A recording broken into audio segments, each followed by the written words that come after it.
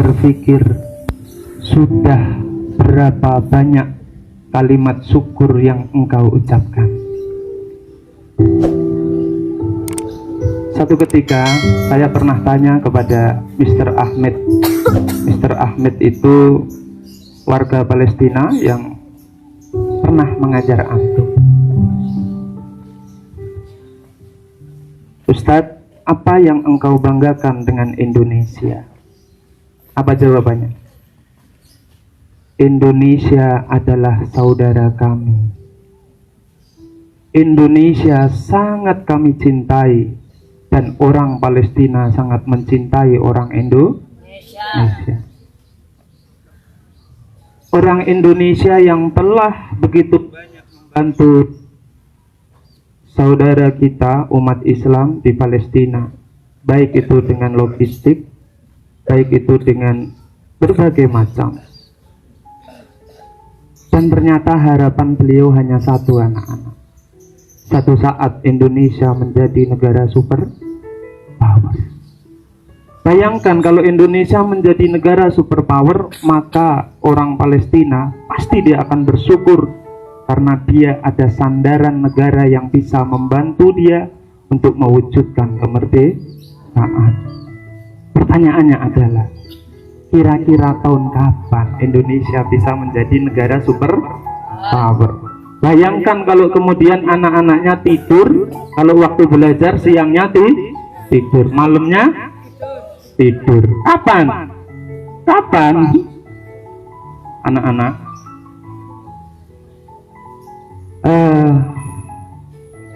Hari ini saya diberi amanah, dan sebetulnya jujur kemarin saya habis kerja keras. Hari ini tadi maunya nggak masuk, karena kemarin di tempat saya terjadi banyak yang kena TB, dan saya dimintai tolong untuk fogging. Di sini jadi guru, di rumah ternyata jadi tukang fogging. Kemarin antum lihat saya bawa alat kalau kemarin yang bawa tukang di tempat antum, tapi kalau di tempat saya yang memikul fogging itu, dan saya yang menyemprot dari rumah ke rumah. Masya Allah. Kalian memanggil saya di sini Ustadz, tapi saya di rumah dipanggil tukang fogging. Dan apakah saya minder? Tidak.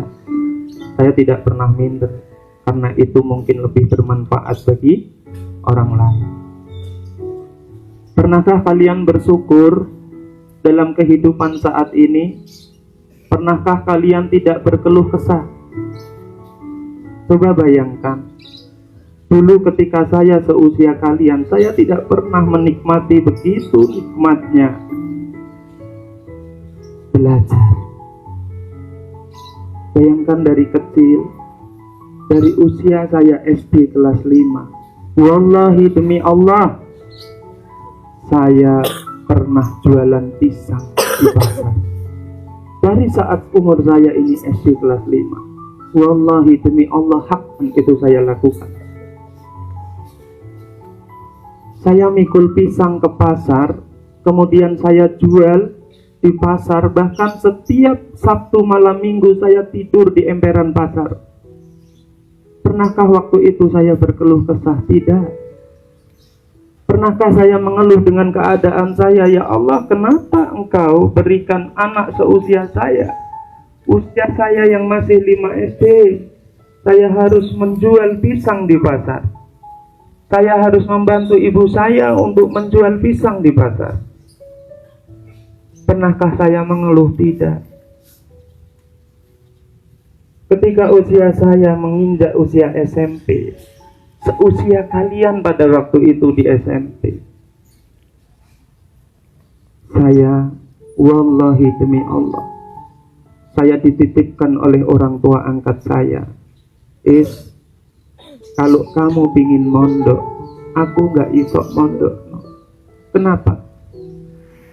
Biungmu ini tidak punya uang untuk membiayai kamu ke pesantren. Maka pada waktu itu saya diajak teman saya, Ismanto, kalau kamu pingin mondok, ayo ikut saya.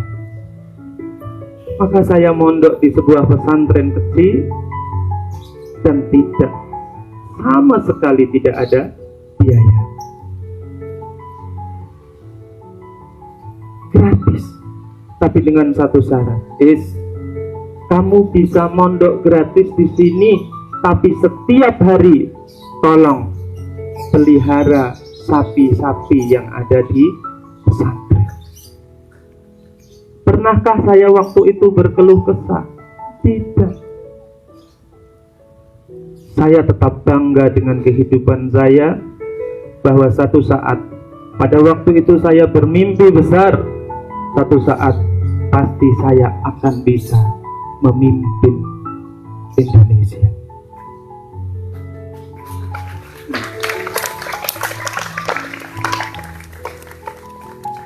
Bayangkan setelah lulus SMP, apakah saya sudah menikmati kehidupan seperti yang kalian rasakan? Tidak.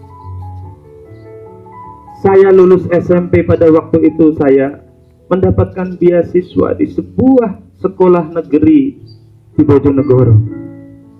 Dan saya sampaikan, kalau saya ambil beasiswa, saya tidak bisa membantu kehidupan ibu angkat saya. Enggak. Saya tidak akan mengambil beasiswa itu, karena cita-cita saya waktu itu mengubah kehidupan ibu angkat saya menjadi lebih baik dari saat ini. Maka pada waktu itu saya putuskan saya tidak akan melanjutkan lagi ke SMA negeri. Maka saya merantau di usia saya lulus SMP ke Surabaya.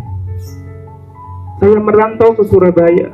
Pada waktu itu, ya Allah, saya ingin mengubah kehidupan ibu angkat saya, yang pada waktu itu rumahnya saja di desa itu rumah paling terjelek yang ada di desa itu. Yang lain rumahnya sudah beratapkan genting, ibu angkat saya atapnya adalah daun ilalang. Tahu daun ilalang? Maka waktu itu anak-anakku, enggak, saya SMP, lulus SMP, saya harus bekerja. Saya harus bekerja. Saya tidak mungkin tega membiarkan orang yang merawat saya, kemudian dia harus tidur beratapkan daun ilalang. Enggak. Kenapa? Karena dari kecil dialah yang merawat saya. Jadi saya sangat heran kalau ada anak-anak tidak dikunjungi ke pesantren dalam waktu 1 bulan, mereka berkeluh kesah. Wallahi anak-anak, saya ini 42 tahun tidak pernah dikunjungi oleh ibu saya. 42 tahun sampai saat ini. Saya ditinggalkan pada saat usia 1 tahun. Ibu saya harus merantau, ayah saya harus merantau ke negara Indonesia yang paling ujung, yaitu di Merauke. Merauke, dari Sabang sampai Merauke. Dan sampai detik ini, sampai usia saya di atas 40 tahun, maka sampai detik ini pula ibu saya tidak pernah mengunjungi saya. Berapa tahun saya tidak dikunjungi? 42 tahun. Sedangkan kalian tidak dikunjungi 3 bulan sudah berkeluh kesah. Ya Allah, 3 bulan. Sudah banyak sekali alasan. 3 bulan tidak dikunjungi. Ustadz izin untuk membetulkan behel. Ustadz izin untuk menambal gigi saya. Ustadz izin gigi saya sakit. Alasannya luar biasa. Padahal saya 42 tahun wallahi haqqan tidak pernah saya dikunjungi, tidak pernah saya dipeluk, tidak pernah saya dibelai oleh orang tua saya. Apakah saya berputus asa? Tidak. Saya tidak pernah berputus asa dalam kehidupan saya. Dan saya yakin dengan usia saya sekarang yang 40 tahun lebih, saya yakin ke depan, saya yakin-yakinnya, insya Allah masih bisa memberikan manfaat yang lebih baik dari hari ini. Anak-anakku, kalau kemudian kalian sekarang di usia golden age berpikir bahwa hidup kalian Ada yang berpikir sengsara, saya nggak pernah dikunjungi. Orang tua saya kesulitan membayar uang pondok, uang pesantren. Pada waktu itu anak-anak, ketika usia saya SMP, ada perpisahan ke Jogja. Saya masih ingat waktu itu. Karena tidak ada orang yang memberi. Tidak ada orang yang kemudian ini buat uang saku ke Jogja. Tidak ada. Wallahi demi Allah pada waktu itu sampai celana dan jaket saya harus pinjam ke teman saya. Saya pinjam ke teman saya. Usia saya 5 SD sampai saya S1. Demi Allah tidak ada sepeser satu perak pun uang yang saya dapatkan dari orang tua saya. Apakah saya kemudian tidak bersyukur?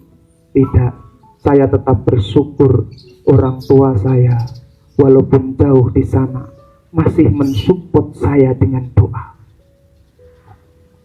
Orang tua saya yang jauh di sana masih bisa memberikan kabarnya bahwa mereka baik-baik saja di sana. Saya tidak pernah mengharapkan dan saya tidak pernah kemudian menuntut, ini loh anakmu dari kecil, tidak pernah engkau berikan biaya, tidak pernah engkau berikan susu. Tidak, saya tetap bersyukur. Lalu syukur mana lagi yang, nikmat mana lagi yang tidak kalian syukuri? Orang tua kalian ada. Walaupun ada yang ayahnya nggak ada, ibunya ada. Buktinya kalian bisa mondok di pesantren ini. Buktinya kalian bisa belajar tidak dengan gratis. Pada waktu itu saya belajar gratis. Dan saya harus bayar dengan ngarit. Saya harus bayar dengan merawat sapi. Maka anak-anakku, banggalah kalian. Kejarlah mimpi kalian. Jangan kemudian kalian berpangku tangan. Jangan kemudian ketika kalian SMA, apa yang disampaikan waktu seminar itu, bahwa anak-anak sekarang Indonesia di usia golden age, di usia SMA, tinggal payahnya saja masuk kelas, kemudian tidur. Kapan kemudian kalian ingin menggapai impianmu? Kapan kemudian kalian ingin mimpi-mimpimu menjadi kenyataan? Kalau kalian saja tidak bisa memanage waktu dengan baik. Coba anak-anakku, jangan kemudian yang kelas 12 ada yang berpatah semangat. Ustadz, pernah ada satu anak datang ke saya, Ustadz, ibu saya adalah seorang pekerja kasar. Ayah saya seorang buruh. Apa mungkin saya kemudian bisa melanjutkan kuliah saya? Kenapa tidak? Apa yang tidak mungkin kalau kalian yakin? Siapa yang berpikir pada waktu itu seorang Ismanto bisa membeli rumah? Gak ada yang berpikir. Seorang Ismanto yang hanya sebagai seorang guru honorer di sebuah sekolah di Surabaya, yang pada waktu itu tidak mungkin Ismanto bisa membeli rumah. Bayangkan ketika saya jalan-jalan ke Krian dengan istri saya pada waktu itu, istri saya tertarik. Mas, kayaknya rumah ini bagus. Pada waktu itu saya lihat uang muka 5 juta. Wallahi demi Allah pada waktu itu saya hanya punya tabungan 5 juta pada waktu itu. Dan gajian saya demi Allah kalau saya kumpulkan dengan gajian istri saya tidak lebih dari 3 juta. Tidak lebih dari 3 juta. Karena keyakinan itu, saya yakin, ya sudah deh, kalau kamu suka dengan rumah itu, bismillah. Saya masuk, memberanikan diri masuk ke kantor pemasaran. Saya tanya, Mbak, uang mukanya 5 juta. Iya. Tetapi uang muka pertama, nanti ada kedua, ketiga, keempat, dan kelima, dengan total 25 juta. Demi Allah, pada waktu itu saya hanya punya tabungan 5 juta. Saya kalkulasi, kalau saya ambil rumah ini, 1 bulan saya tidak bisa mengangsur 5 juta lagi, maka hilang uang 5 juta saya. Tapi pada waktu itu anak-anak, Ustaz yakin pasti Allah akan memberikan jalan. Maka pada waktu itu bismillah, uang 5 juta saya kasihkan. Dan masalah bulan depan itu urusan Allah. Kalau Allah mengizinkan saya punya rumah ini, pasti Allah akan membantu saya bagaimana menyelesaikan masalah biaya. Maka pada waktu itu saya putuskan, saya harus membeli rumah dengan tabungan saya 5 juta yang saya kumpulkan bertahun-tahun. Masya Allah. Maka ketika itu malam harinya saya bermunajat, ya Allah, kalau Engkau izinkan hamba yang tidak punya apa-apa, hamba ini yang insya Allah menurut kalkulasi saya tidak akan mampu mengangsur uang muka ke depannya. Jika Engkau izinkan ya Allah, berilah saya jalan agar bulan depan saya bisa membayar sisa angsuran tiap bulan 5 juta. Dan Allah kasih jalan. Ketika kita yakin, ketika kita meyakini sesuatu itu, maka insya Allah pasti akan kasih jalan. Anak-anakku, jika sekarang kalian membangun mimpi kalian, insya Allah yakin bahwa nanti 10 tahun yang akan datang, 15 tahun yang akan datang, kalian nanti akan menjadi orang-orang yang memimpin di negeri ini. Maka apa yang tidak mungkin bagi Allah? Untuk itu anak-anakku, yakinlah, bersungguh-sungguhlah dalam belajar, maka insya Allah pasti akan kasih jalan yang terbaik buat kalian. There is a way, there is a way. Syukron. Marilah kita di akhir ini, mudah-mudahan ini ada manfaat bagi kalian dan bisa menginspirasi. Mudah-mudahan Bapak Ibu guru kita, orang tua kita, dan kalian ke depan senantiasa diberikan istiqomah untuk tetap dalam jalan kebaikan. Karena orang baik, anak-anakku, dimanapun kalian akan bisa diterima di masyarakat.